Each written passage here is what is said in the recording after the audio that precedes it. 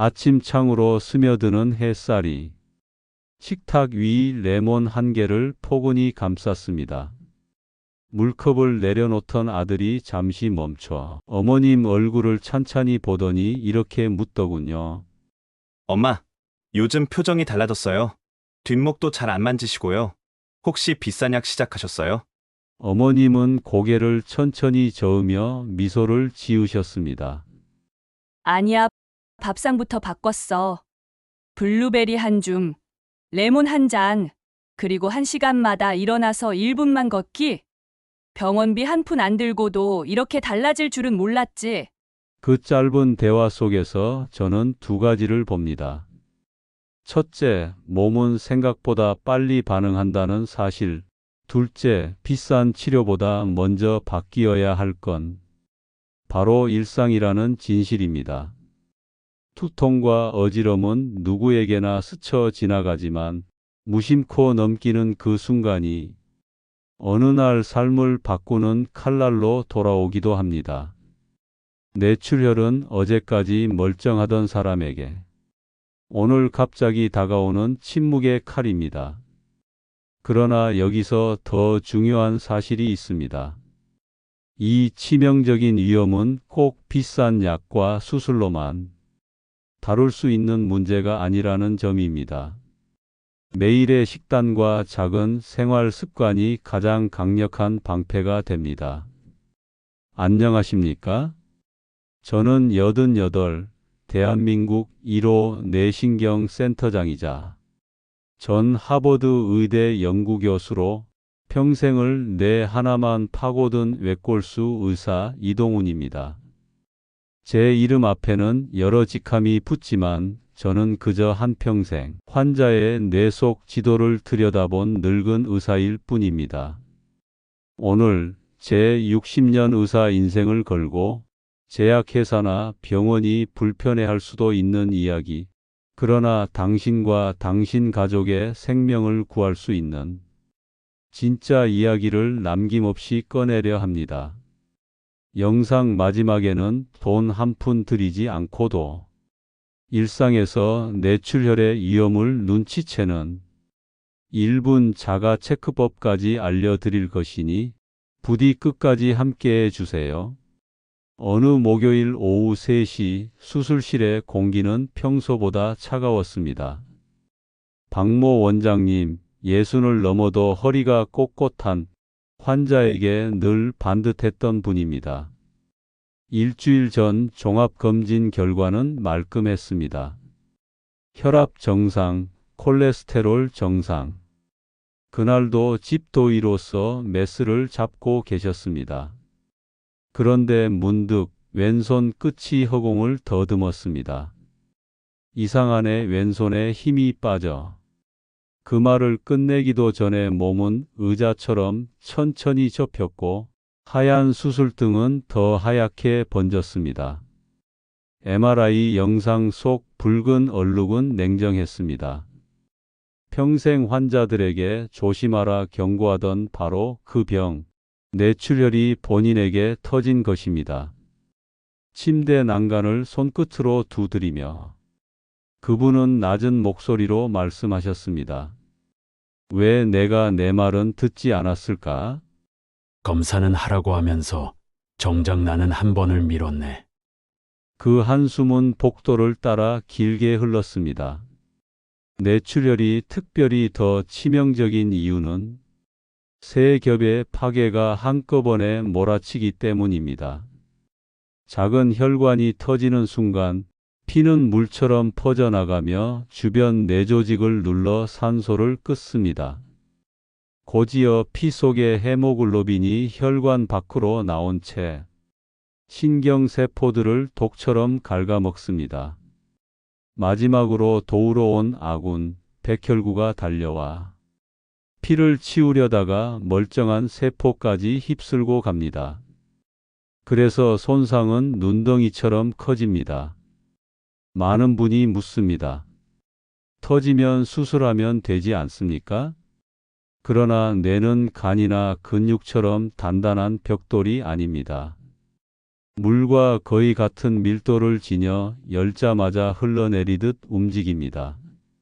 이미 터진 뒤에 의학은 종종 무력합니다. 그래서 더 본질적인 질문을 해야 합니다. 어떻게 해야 터지기 전에 멈출 수 있을까? 집을 떠올려 보시지요. 오래된 집이 어느 날 갑자기 무너지는 법은 없습니다. 그 이전에 벽에 가느다란 금이 가고 기둥이 미세하게 흔들리는 시간이 분명히 존재합니다. 혈관도 똑같습니다. 0단계의 새집 상태에서 고혈압, 당뇨 같은 위험 요인이 생기는 1단계를 거쳐 동맥경화로 기둥이 흔들리는 2단계가 이어집니다. 마침내 구조가 버티지 못하면 3단계에서 붕괴, 즉 뇌출혈이 발생합니다. 중요한 건 1, 2단계에서 충분히 멈출 수 있다는 사실입니다. 금을 제때 발견하고 메우면 됩니다. 그 눈이 바로 검사입니다. 수도관 내시경으로 배관 안쪽의 녹을 미리 발견하듯 경동맥 초음파와 뇌혈관 촬영은 조용히 커지는 위험을 화면에 드러냅니다. 오랫동안 믿어온 상식 하나를 조용히 내려놓으시는 것도 도움이 됩니다. 고지혈증은 기름진 음식만 많이 먹어서 생기는 병이 아닙니다. 불규칙한 식사, 잦은 간식과 야식, 폭식, 흡연과 과음, 그리고 장시간의 좌식 생활이 장과 간을 지치게 하고 독성 대사물이 혈액을 흐리게 만듭니다. 간은 그 독을 묶어내기 위해 콜레스테롤을 더 만들어냅니다. 콧물만 닦는다고 감기가 낫지 않듯 기름만 줄인다고 본질이 해결되지는 않습니다. 우리를 가장 흔히 무너뜨리는 적은 큰 것이 아닙니다. 이 정도는 괜찮겠지 하는 작은 허락들이 매일 조금씩 쌓이는 마음입니다. 식사 시간이 들쭉날쭉해지면 우리 뱃속은 정해진 시간에 일하던 공장이 갑자기 새벽에 기계를 돌리는 것과 같습니다. 위장은 예측 가능한 리듬 속에서 가장 효율적으로 일합니다. 그 리듬이 깨지면 음식물은 제대로 분해되지 못하고 장에 머무는 시간이 길어집니다. 그러면 뱃속은 따뜻한 쓰레기통처럼 변해 음식물이 발효를 넘어 부패하기 시작합니다. 그때 나오는 독성 가스와 대사산물들이 장벽을 뚫고 혈액으로 스며들어 온몸을 떠다닙니다. 밤늦게 드시는 간식과 야식은 어떻습니까? 위장은 24시간 편의점이 아닙니다. 낮 동안 열심히 일했으니 밤에는 불을 끄고 쉬면서 스스로를 회복하고 재정비할 시간이 필요합니다. 그런데 밤 10시, 11시에 치킨과 맥주가 들어가면 잠자리에 들려던 위장은 다시 일어나 억지로 야간 근무를 서야 합니다. 지친 위장은 위산을 제대로 분비하지 못하고 음식물을 충분히 소화시키지 못합니다. 소화되지 않은 음식 찌꺼기는 다시 장으로 내려가 독소를 뿜어내는 악순환이 반복됩니다. 여기에 현대인의 가장 무서운 습관, 장시간 좌식이 더해집니다. 우리 몸의 혈액은 심장이라는 펌프만으로 도는 것이 아닙니다. 팔다리를 움직이고 걷고 일어서는 모든 근육의 움직임이 혈액을 온몸 구석구석으로 보내는 보조 펌프 역할을 합니다. 그런데 가만히 앉아 있으면 이 보조 펌프가 완전히 멈춰버립니다. 물이 고이면 썩듯이 혈액도 정체되면 끈적해지고 미세한 혈전, 즉 피떡이 생기기 쉬운 환경이 조성됩니다. 원장님, 저는 운동하는데 왜 수치가 안 떨어지죠? 라며 답답해하시는 분들이 정말 많습니다. 저녁에 30분, 1시간씩 땀 흘려 뛰는 것, 물론 훌륭한 습관입니다. 그러나 더 중요한 것은 나머지 23시간을 어떻게 보내느냐입니다. 하루 종일 앉아서 혈액순환을 막아놓고 저녁에 30분 운동하는 것은 하루 종일 기름진 음식을 잔뜩 먹어놓고 마지막에 박하사탕 하나로 입안만 상쾌하게 만드는 것과 비슷합니다. 제가 하버드에서 연구할 때 동료 교수들과 늘 하던 말이 있습니다. 운동보다 움직임이 더 중요하다. 해결책은 의외로 간단합니다. 매 시간 1분의 기적입니다. 1시간에 한 번 알람을 맞춰두고 자리에서 일어나십시오. 그리고 1분만 움직이십시오. 이 짧은 1분이 멈춰 있던 혈액의 세탁기 버튼을 누르는 것과 같습니다. 경동맥 초음파를 들여다보면 의사인 저도 마음이 덜컥 내려앉을 때가 있습니다. 목의 혈관 벽 두께가 정상 상한을 살짝 넘겼고 좁쌀만 한 작은 플라크가 화면에서 하얗게 반짝이는 경우입니다.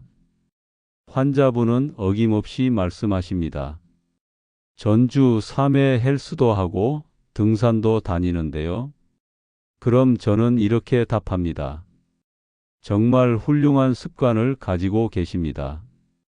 그 운동 덕분에 아마 더 나빠지지 않고 이 정도로 버티고 있는 것일 겁니다. 이제 여기에 딱 2가지만 더 해보시지요. 식사 시간을 일정하게 지키고 1시간에 한 번씩 1분만 일어서는 겁니다. 그러면 이 작은 플라크는 더 자라지 못하고 그대로 잠들게 될 겁니다. 박 과장님 이야기가 떠오릅니다. 55 대기업의 중간 관리자로 늘 시간에 쫓기던 분이셨습니다. 주 3회 헬스장에서 땀을 흘렸지만 오후 3시만 되면 어김없이 머리 뒤가 묵직하게 조여왔습니다. 제가 드린 처방은 약이 아니었습니다. 첫째, 매시간 알람을 맞추고 1분간 일어나서 사무실 복도를 한 바퀴 돌 것. 둘째, 아침에 출근하면 5분만 투자해서 레몬 반 개와 블루베리 한 줌을 갈아 마실 것. 3주 후 놀라운 변화가 찾아왔습니다. 오후에 두통이 거짓말처럼 사라졌고 밤에 뒤척이던 잠이 깊어졌습니다. 건강이란 게 무슨 거창한 결심이 필요한 게 아니라 그저 작은 습관 하나를 바꾸는 거였네요. 그분의 깨달음이었습니다. 이제 당신의 혈관을 10년, 아니 20년 더 젊게 만들 수 있는 구체적인 해결책들을 말씀드리겠습니다. 복잡하고 어려운 처방이 아닙니다. 오늘 당장 당신의 부엌과 거실에서 시작할 수 있는 5가지 기적의 습관입니다. 첫째, 혈관을 깨끗하게 청소하는 음식들을 밥상에 올리는 것입니다. 그 중에서도 제가 60년 의사 생활 내내 강조해 온 보석 같은 과일들이 있습니다. 바로 블루베리, 석류, 그리고 레몬입니다. 블루베리는 그 작은 보랏빛 알 속에 안토시아닌이라는 강력한 항산화 물질을 가득 품고 있습니다. 이 성분은 우리 혈관의 가장 안쪽 벽, 즉 내피세포를 보호하는 파란 방패와 같습니다. 특히 저녁 식사 후 달콤한 후식이 생각날 때 블루베리 한 줌을 드셔 보십시오. 그 자연스러운 단맛이 야식의 유혹을 잠재워 주니 이중의 이득을 얻는 셈입니다. 석류는 과일의 여왕이라 불릴 만합니다. 붉게 빛나는 속살보다 더 중요한 것이 바로 그 안에 박힌 잿빛 씨앗입니다. 대부분의 사람들이 뱉어버리는 그 씨앗에 강력한 폴리페놀 성분들이 응축되어 있습니다. 이 성분들은 혈관을 부드럽게 이완시키고 확장시켜 혈압을 낮추는 역할을 합니다. 딱딱하게 굳어가던 혈관이 다시 유연성을 되찾게 되는 것이지요.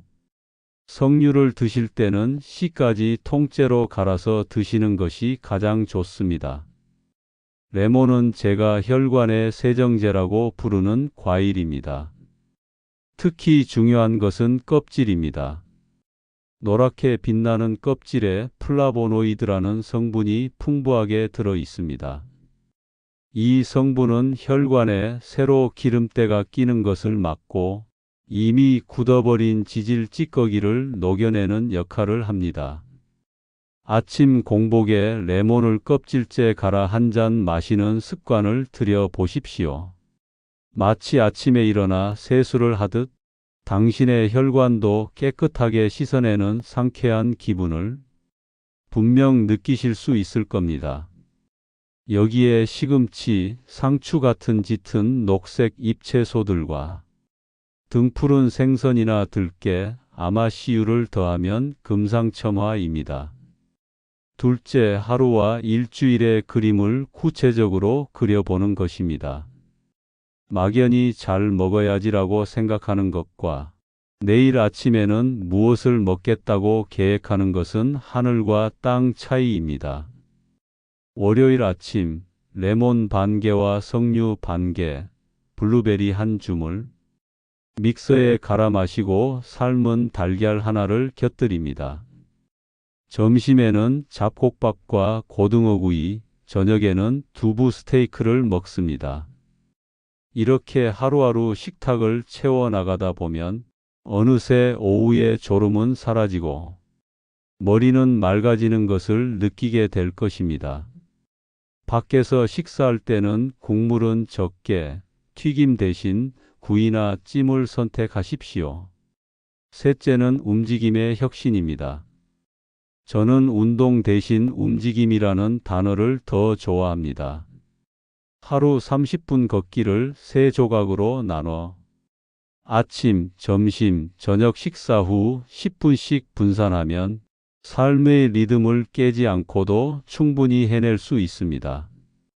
이보다 더 중요한 것은 매 시간 1분의 규칙입니다.